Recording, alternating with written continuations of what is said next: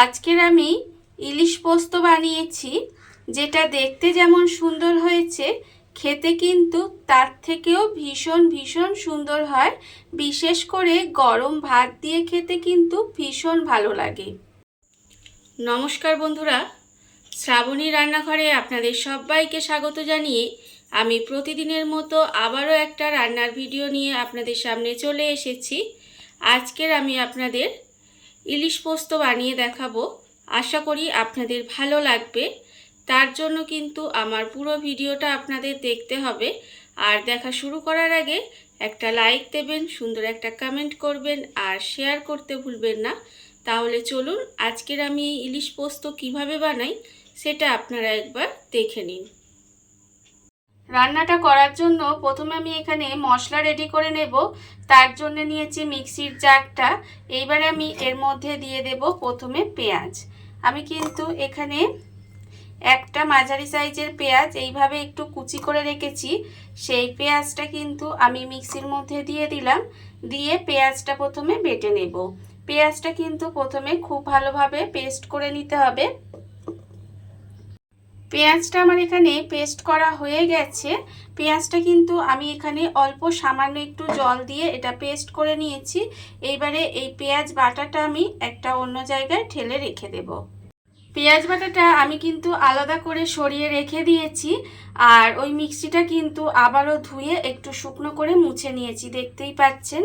এবারে আমি এর মধ্যে আর একটা মশলা রেডি করব। তার জন্য নেব এখানে পোস্ত।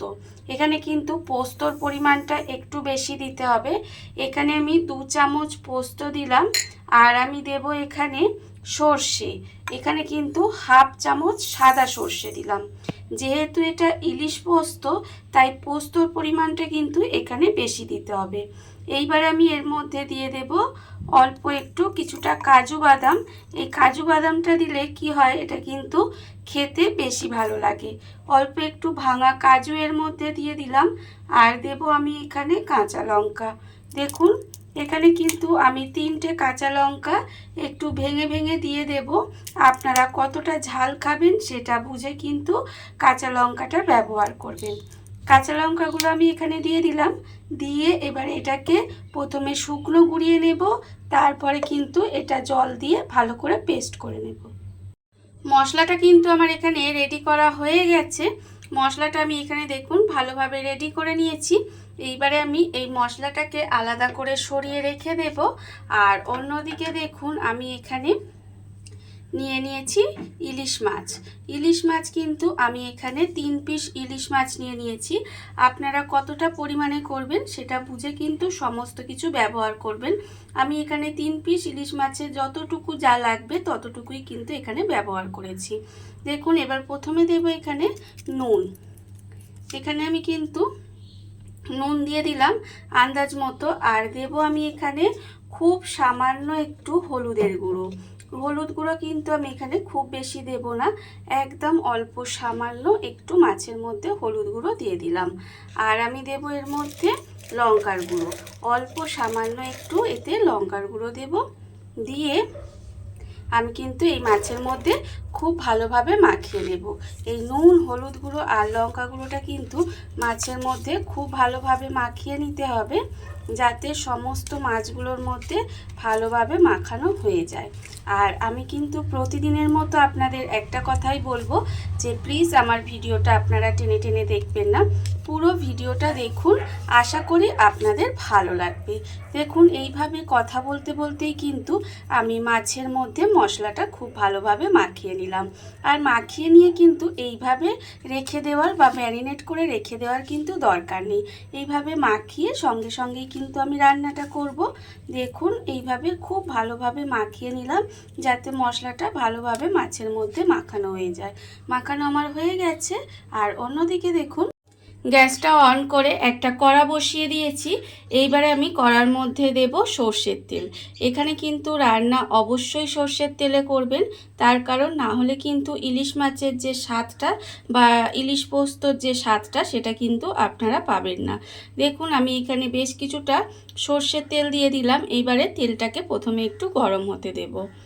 এইভাবে যদি আপনারা একবার হলেও ইলিশ পোস্তটা বানিয়ে খান, আশা করি আপনাদের ভীষণ ভীষণ ভালো লাগবে।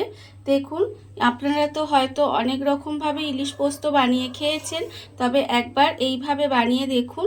গরম ভাতের সাথে যদি এটা থাকে, আমার মনে হয় আর কিছুই লাগবে না। তাহলে এবারে আমি তেলটাকে খুব ভালোভাবে গরম করে নেব। তেলটা আমার এখানে খুব ভালোভাবে গরম হয়ে গেছে। এইবারে আমি তেলের মধ্যে প্রথমে দিয়ে দেব, দেখুন এখানে খুব অল্প সামান্য একটু নুন দেব। অল্প একটু নুন দিলে কি হবে, যখন আপনারা মাঝে কোনো মাছ ভাজবেন তখন দেখবেন মাছটা কিন্তু কড়ায় লেগে যায় না। এইভাবে একটু সামান্য নুন দিয়ে দিলাম। নুন দিয়ে এবারে যে আমি এখানে মাছটা মানে মশলা মাখানো যে মাছটা রেখেছিলাম, সেই মাছগুলো কিন্তু এখানে একটা একটা করে দিয়ে দেবো। মাছগুলো একটা একটা করে দিয়ে মাছগুলো কিন্তু আমি এখানে খুব বেশি যে লাল লাল করে ভাজবো তা কিন্তু নয়। মাছগুলো এখানে একটু হালকা করে এপিটোপিট ভেজে নেব। খুব বেশি কিন্তু আমি এখানে মাছটা ভাজবো না। দেখুন এইভাবে একটু এপিটোপিট করে ভেজে নিলেই হবে, মানে হালকা করে মাছটা ভেজে নিলেই কিন্তু হয়ে যাবে। মাছটা কিন্তু আমি এখানে উল্টে পাল্টে হালকা করে ভেজে নিয়েছি, আর মাছ কিন্তু আমার এখানে ভাজা হয়ে গেছে। এইবারে আমি মাছটাকে তুলে রেখে দেব। মাছটা কিন্তু প্রথমে আলাদা করে তুলে রেখে দিতে হবে। মাছটা আমি এখানে আলাদা করে তুলে রেখে দিয়েছি, আর যে মাছ ভাজার তেলের মধ্যেই কিন্তু আমি এখানে রান্নাটা করব। প্রথমে আমি দেব এখানে কালো জিরে, অল্প সামান্য একটু কালো জিরে দিয়ে দিলাম। কালো জিরে ফোড়নে দিয়ে ফোড়নটা একটু কিন্তু এইভাবে একটু তেলের মধ্যে নেড়ে চেড়ে ভেজে নেব। দেখুন ভাজা আমার হয়ে গেছে। এইবারে আমি এর মধ্যে দিয়ে দেব পেঁয়াজ বাটা। এখানে আমি যে পেঁয়াজটা বেটে রেখেছিলাম সেই পেঁয়াজ বাটাটা কিন্তু এর মধ্যে দিয়ে দিলাম। দিয়ে পেঁয়াজ বাটাটা খুব ভালোভাবে ভেজে নিতে হবে, যাতে পেঁয়াজের যে কাঁচা গন্ধটা সেটা কিন্তু একেবারে না থাকে, সেটা কিন্তু দেখতে হবে। এইভাবে তেলের মধ্যে দিয়ে পেঁয়াজটা আমি খুব ভালোভাবে ভেজে নেব। এর ফলে দেখবেন পেঁয়াজের যে কাঁচা গন্ধটা সেটা থাকবে না।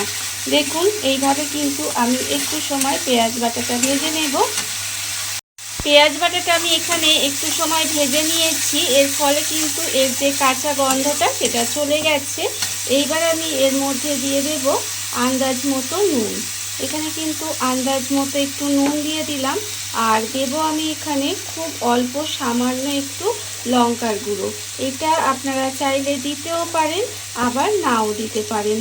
তা আপনারা কিন্তু পুরোটাই কাঁচা লঙ্কা দিয়ে করতে পারেন। আমি একটু সামান্য দিলাম, এতে কি হবে কালারটা সুন্দর আসবে। আর আপনারা চাইলে এর বদলে কিন্তু কাশ্মীরি লঙ্কার গুঁড়োটাও দিতে পারেন। দেখুন আমি এখানে নুন আর লঙ্কা গুঁড়োটা দিয়ে কিন্তু এইভাবে একটু আবারও মিশিয়ে নিলাম। এইবারে এর মধ্যে দিয়ে দেব যে আমি আগে থেকে মিক্সিতে মশলাটা বানিয়ে রেখেছিলাম। এখানে আমি রেখেছিলাম পোস্ত, সাদা সর্ষে, কাজু বাদাম আর কাঁচা লঙ্কা একসঙ্গে বেটে রেখেছিলাম, সেটাও কিন্তু এখানে দিয়ে দিলাম। দিয়ে খুব ভালোভাবে কিন্তু এবার কষাতে হবে। যেহেতু এখানে কাজু বাদাম দেওয়া আছে, কাজু বাদাম থেকে কিন্তু তেলটা ছাড়বে। যতক্ষণ না পর্যন্ত তেলটা ছেড়ে দেয় ততক্ষণ পর্যন্ত কিন্তু এইভাবে মশলাটা একটু সময় কষিয়ে নেব। মশলা আমার এখানে কষানো হয়ে গেছে, আর মশলা থেকে দেখুন তেলটাও কিন্তু ছেড়ে দিয়েছে। এইবারে আমি এর মধ্যে দিয়ে দেব খুব সামান্য অল্প একটু চিনি। এতে কি হবে, এটা কিন্তু মিষ্টি হবে না, কিন্তু এর একটা স্বাদের ব্যালেন্স করে, তাই খুব সামান্য একটু চিনি দিয়ে দিলাম। দিয়ে চিনিটাও কিন্তু এর সঙ্গে মিশিয়ে দিলাম। এইভাবে চিনিটাও কিন্তু মিশিয়ে দিয়েছি। এইবারে আর কিছুই নয়, এর মধ্যে দিয়ে দেব জল। মিক্সির মধ্যে অনেকটা মশলা লেগেছিল, সেই মশলাটা ধুয়ে আমি এর মধ্যে জলটা দিয়ে দিলাম। খুব বেশি জল দেওয়ার দরকার নেই, আমি এখানে অল্প সামান্য একটু জল দিলাম। এই ধরুন ছোট বাটির হাফ বাটি মতো এখানে জল দিয়েছি। দিয়ে এবারে এই গ্রেভিটাকে একটু সময় ফুটতে দেব। এইভাবে কিন্তু গ্রেভিটা একটু ফুটিয়ে নেব।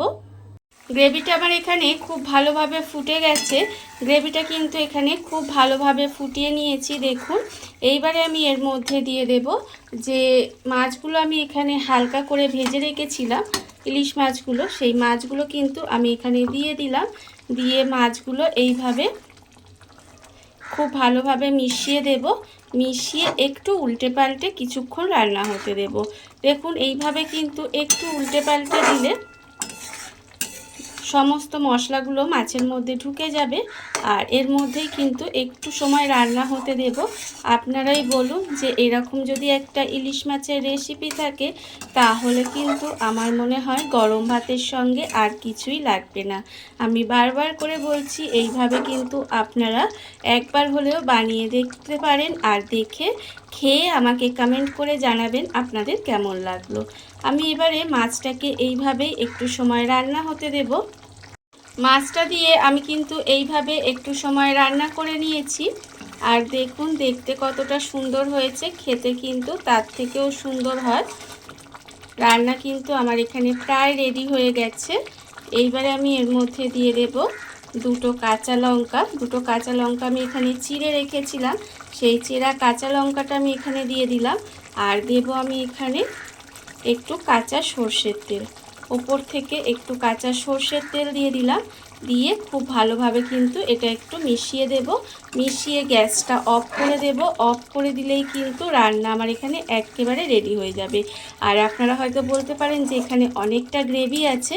না, এখানে কিন্তু এই যে আপনারা দেখছেন যে অনেকটা গ্রেভি আছে, এটা কিন্তু ঠান্ডা হয়ে গেলে অনেকটা টেনে নেবে, তাই এতটা গ্রেভি কিন্তু থাকবে না। ভাত দিয়ে না হলে একটু মেখে খাওয়া যাবে না। দেখুন আমি গ্যাসটা অফ করে দেব আর কিছুক্ষণ ঢাকা দিয়ে রেখে দেব, তারপরে আপনাদের পরিবেশন করে দেখাবো যে কেমন হলো।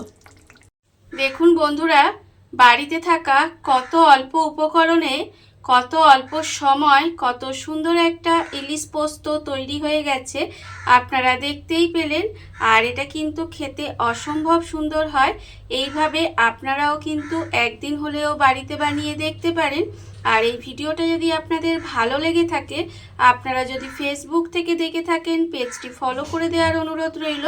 আর যদি ইউটিউব থেকে দেখে থাকেন চ্যানেলটি সাবস্ক্রাইব করে নেওয়ার অনুরোধ রইল।